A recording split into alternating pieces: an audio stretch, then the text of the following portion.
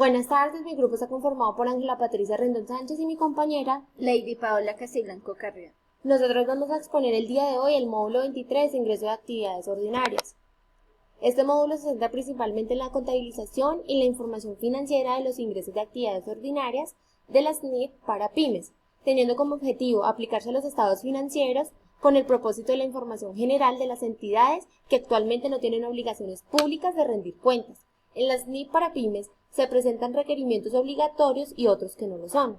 En este caso, un prólogo que brinda una introducción general a las NIF para pymes explicando su propósito, estructura, una guía de implementación de sus estados financieros ilustrados, los fundamentos de las conclusiones de acuerdo a las principales consideraciones de la IAS para llegar a las NIF, opiniones de los miembros de la IAS que no estuvieron de acuerdo con esta publicación.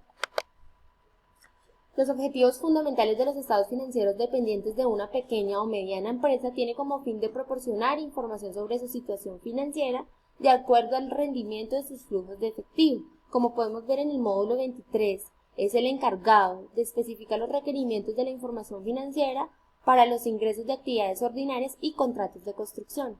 Por otra parte, este ingreso de actividades ordinarias se basa en la entrada bruta de beneficios económicos durante un periodo de acuerdo a las actividades ordinarias de una entidad, donde analiza la entrada del lugar a un aumento en el patrimonio.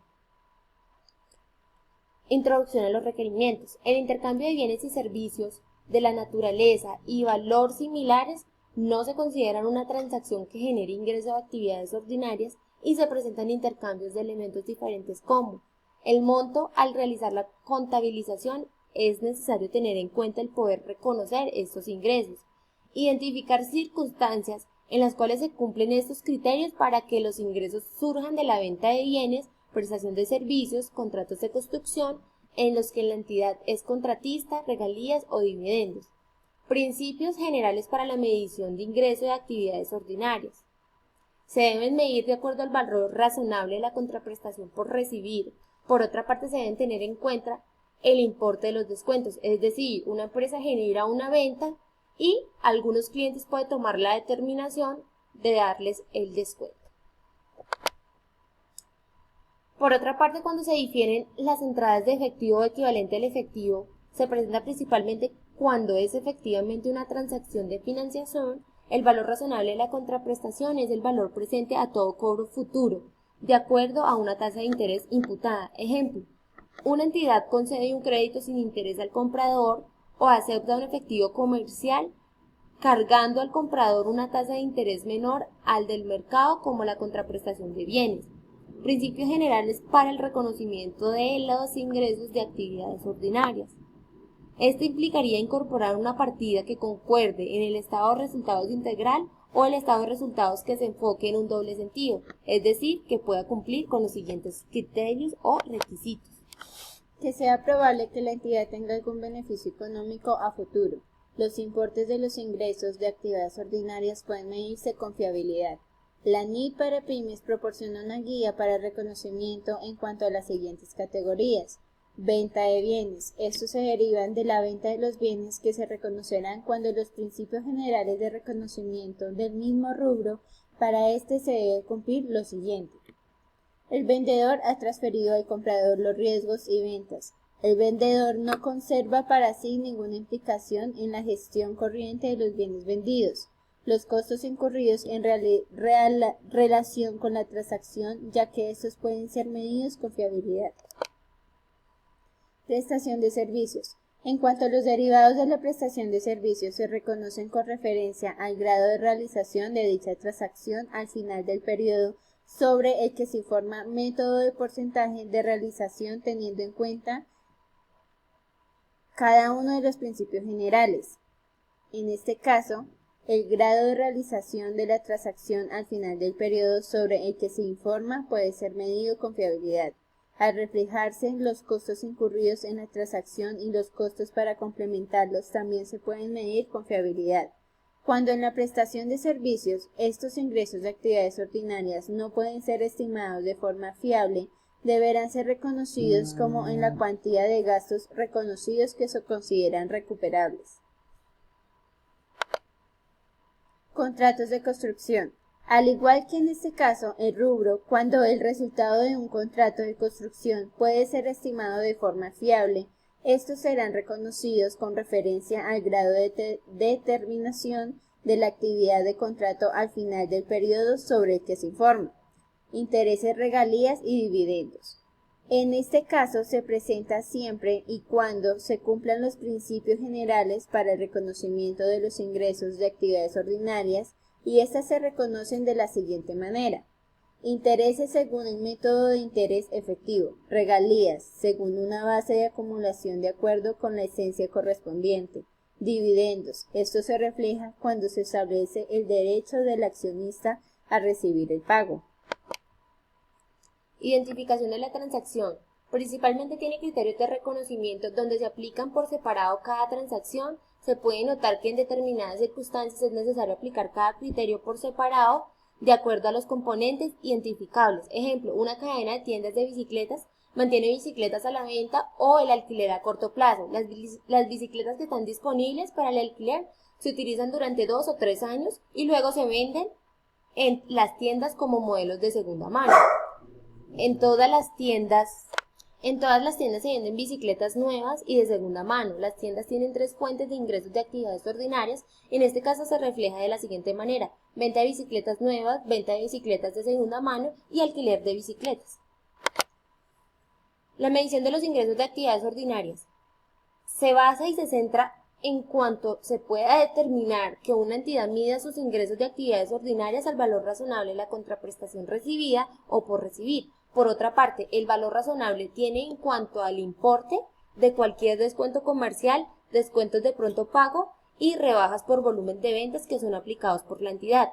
Un activo podría ser intercambiado, un pasivo liquidado o un instrumento de patrimonio concedido podría ser intercambiado de acuerdo a partes interesadas, transacciones realizadas en condiciones de independencia mutua. Eso es un ejemplo que puede basarse principalmente en lo que es la medición, donde me indica que un fabricante vende unos productos por 500 UM por una unidad, sin embargo el fabricante le otorga a sus clientes un 20% de descuento en los pedidos de 100 unidades o más. Un cliente compra 100 unidades en un solo pedido. Es decir, aquí lo que nos quiere reflejar este ejemplo es que al momento de realizar sus descuentos, algunos clientes por mayor compra de unidades le genera un descuento. Aquí otro ejemplo que podemos ver claro es que aquí hay 2 casos, un primer cliente y un segundo cliente, en donde a uno le generan un descuento y al otro no le generan un descuento. Es lo que lo conlleva a que las unidades compradas del primer cliente son de 90, un precio de lista de 500 y un descuento de venta del 10%, para un precio unitario con descuento del 450, es decir, llegar a un total de los 45.500 UM. En el segundo cliente hay unidades de compra que son 90, el precio de lista de 500 y no me refleja ningún descuento para llegar a un total de 45.000 UM. Este cliente es uno de los que paga a 60 días y por este motivo es que no le generan el descuento. Transacciones con terceros. Una entidad incluye en los ingresos de actividades ordinarias solamente teniendo en cuenta el siguiente ítem: entradas brutas de beneficios económicos por parte de la entidad y de acuerdo al importe de su comisión. Por otra parte, una entidad puede excluir este rubro de acuerdo a los importes recibidos, para determinar si una entidad actúa como principal o como agente. Esto depende de los hechos y circunstancias que se requiere de juicio profesional, es decir, una entidad que actúa como principal. Esta se representa fundamentalmente cuando está expuesta a los riesgos y ventajas significativos. Entidad que actúa como agente se da principalmente cuando no se reflejan riesgos y ventas significativas y éste actúa cuando el monto de su ganancia es predeterminado. Ejemplos de transacciones con terceros. Aquí me presenta que un fabricante vende bienes a un intermediario a 90 UM, lo cual me indica que el intermediario compra bienes revenderlos a otros, solo a un intermediario que tiene derecho a devolver las unidades defectuadas del fabricante. Es decir, Aquí podemos decir que es nombrado como anteriores ejemplos. El fabricante puede medir los ingresos de actividades ordinarias de las ventas de bienes, en este caso que son los 90 UM por cada unidad transferida. El intermediario y el fabricante también debe considerar una provisión de garantía para que sea al pasivo su derecho delimitado de devolución. Vemos otro ejemplo. Pago diferido. Este se representa principalmente cuando se difieren las entradas de efectivo o equivalentes al efectivo y este acuerdo constituye efectivamente una transacción de financiación. El valor razonable de la contraprestación es el valor presente de todos los cobros futuros determinados, utilizados una tasa de interés que se puede determinar de dos maneras. Una, la tasa vigente para un instrumento similar de un emisor. 2. La tasa de interés que iguala la nominalidad, es decir, de acuerdo a lo descontado y al precio al contado de los bienes o servicios.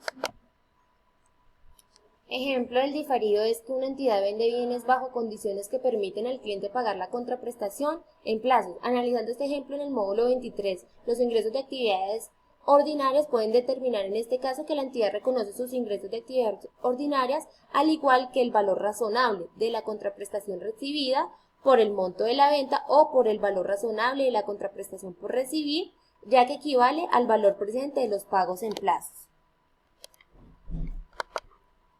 Intercambios de bienes o servicios. Una entidad no reconoce ingresos de actividades ordinarias cuando un bien se vende o los servicios se intercambian por bienes. Cuando se presentan estas circunstancias, la organización se encarga de medir la transacción de la siguiente manera. El valor razonable de los bienes y servicios recibidos, ajustado por el importe de cualquier efectivo. El importe no se puede medir con fiabilidad, entonces el valor razonable de los bienes o servicios. Si no se puede medir con fiabilidad el valor razonable, ni los activos recibidos, ni los activos entregados, entonces el importe en libras de los activos entregados es ajustado por el importe de efectivo. Identificación de la transacción de ingresos de actividades ordinarias. Una organización aplica sus criterios de reconocimiento de este rubro y de cada transacción por separado, teniendo en cuenta cada uno de los componentes identificables en cuanto sea necesario reflejar la esencia de la misma. Método de porcentaje de determinación. Este método se utiliza para reconocer los ingresos de actividades ordinarias por prestación de servicios y por contratos de construcción.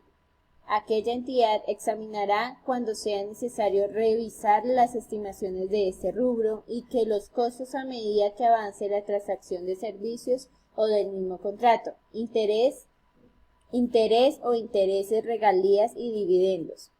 Sea probable que la entidad reciba beneficios económicos asociados con la transacción.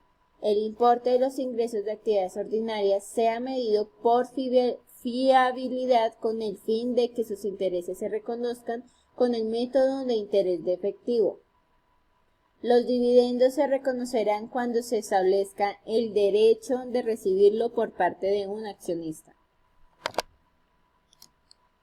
Muchas gracias.